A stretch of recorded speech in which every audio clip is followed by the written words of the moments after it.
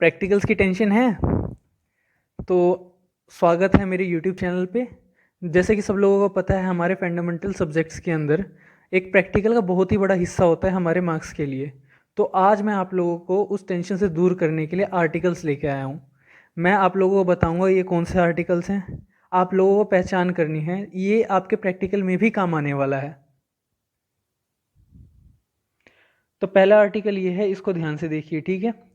तो ये है स्कैल्पल हैंडल, जिसके अंदर हम सर्जिकल ब्लेड को इंसर्ट करते हैं यहाँ पे। याद रखना, इसका एक दूसरा नाम भी है जिसको हम बार्ड्स पार्कर हैंडल कहते हैं, या बीपी हैंडल।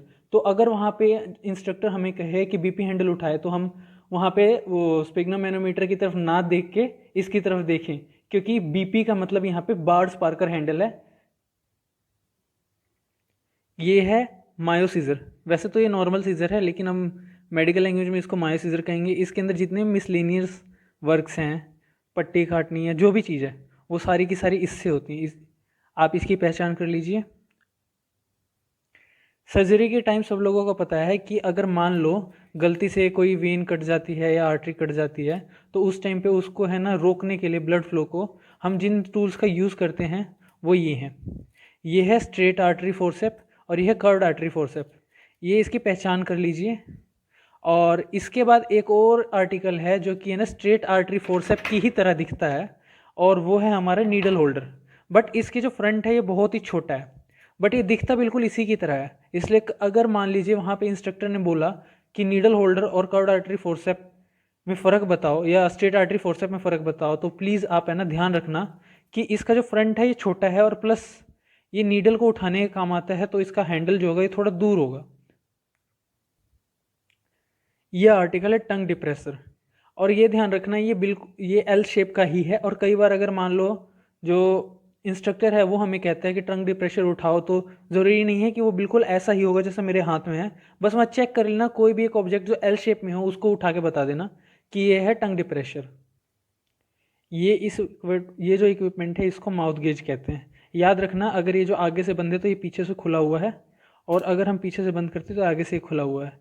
जब देखा होगा कि कई बार क्या कहते हैं, जो पेशेंट्स हैं मेंटल पेशेंट, उनको शॉक दे रहे हैं, अगर उस टाइम पे अगर उनकी जो टंग है वो पीछे की तरफ गिर जाती है, तो उनको ब्रीथिंग नहीं आएगी एंड दे विल डाई।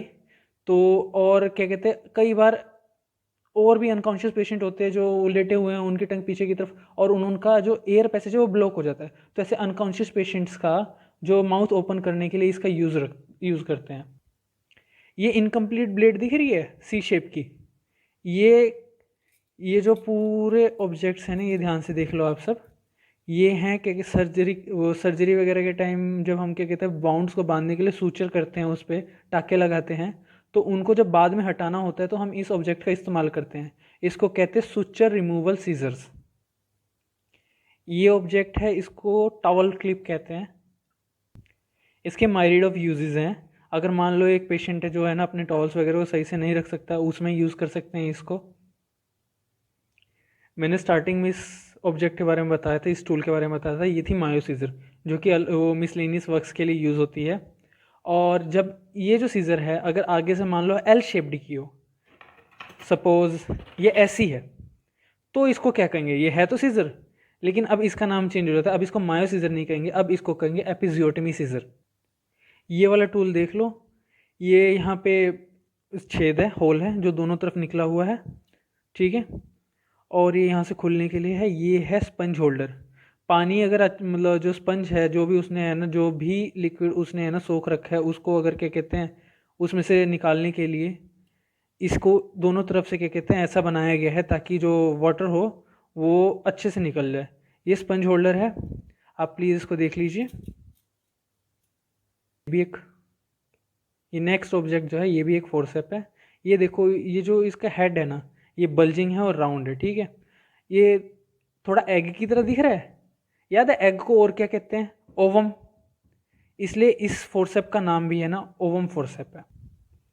ये नेक्स्ट ऑब्जेक्ट जो है ये इसको कहते हैं हम वेजाइनल स्पेक्यूलम। ये वेजाइनल एग्जामिनेशंस में हमारी हेल्प करता है कि कहीं कोई वाउंड तो नहीं है, कहीं कोई इन्फेक्शन तो नहीं है। बस इंसर्ट करना है, प्लस यहाँ से हम इसको क्या कहते हैं आकार को बढ़ा सकते हैं, सो दैट हम डायरेक्टली देख सकते हैं कि कहीं कोई इन्फेक्शन है, कहीं कोई वाउंड है। ये टूथ वगैरह दिख रहे हैं, ये जो नॉर्मल फोर्सेप है उसी की तरह दिख रहा है, लेकिन यहाँ पे ये टूथ है, ठीक है। तो इसको कहते हैं हम एलिस फोर्सेप। अभी मैंने बीच में बताया था ये जो फोर्सेप है इसका क्या नाम था, आर्टरी फोर्सेप। तो इसी का एक दूसरा वर्जन है बड़ा वाला, ये है लॉन्ग आर्टरी फोर्सेप। ये जो ऑब्जेक्ट है यू शेप्ड हॉर्सशू शेप्ड है, इसको कहते हैं ट्यूनिंग फोक।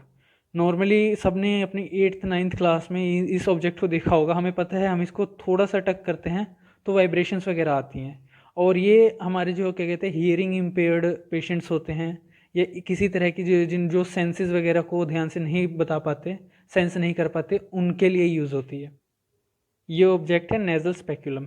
ये 3 साइज़ के हैं, ये चाइल्ड के लिए, ये वो टीनेज के लिए, और ये एडल्ट्स के लिए।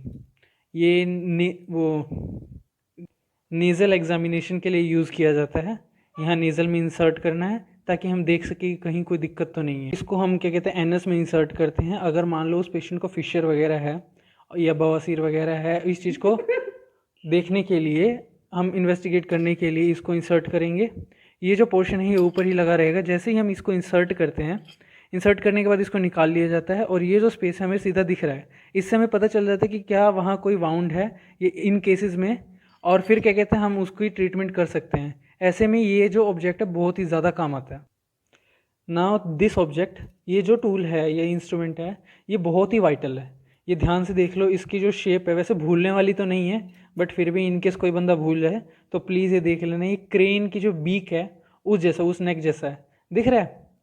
ये क्रेन नहीं भूला तो इसका ये डायरेक्टली ऑटोक्लेव से होके आता है, और हम इसको क्या कहते हैं या तो साइडेक्स के अंदर, सेवलॉन के अंदर, ऐसे किसी सॉल्यूशन के अंदर डिप करके रखते हैं, और हमें क्या कहते हैं जो ट्रे वगैरह है उसको पिक करना है तो इससे पिक करते हैं। और ध्यान रखना ये क्या कहते हैं इन्फेक्शंस वगैरह ना हो जाएं, चाहे क्या कहते हैं माइक्रो ऑर्गेनिजम्स वगैरह ना फैलें ट्रेज वगैरह में, जो कि बिल्कुल स्टेराइल है, ऑटोक्लेव से आई है, तो उनको इसी से उठाया जाता है, और इस वजह से ये बहुत ही ज़्यादा वाइटल है।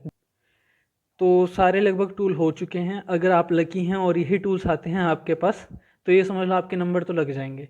अगर इनकेस फिर भी आप अनलकी हो तो आई एम सॉरी, क्योंकि हमारे पास इतने ही ऑब्जेक्ट थे जिसके बारे में मैंने आपको बता दिया है।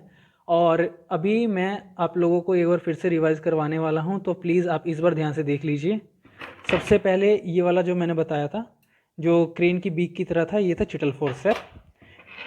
ये लॉन्ग जो है ये है हमारा artery forcep, long artery forcep. ये हमारा जो है आर्टरी फोर्सेप है, स्ट्रेट आर्टरी फोर्सेप, शॉर्ट वाला।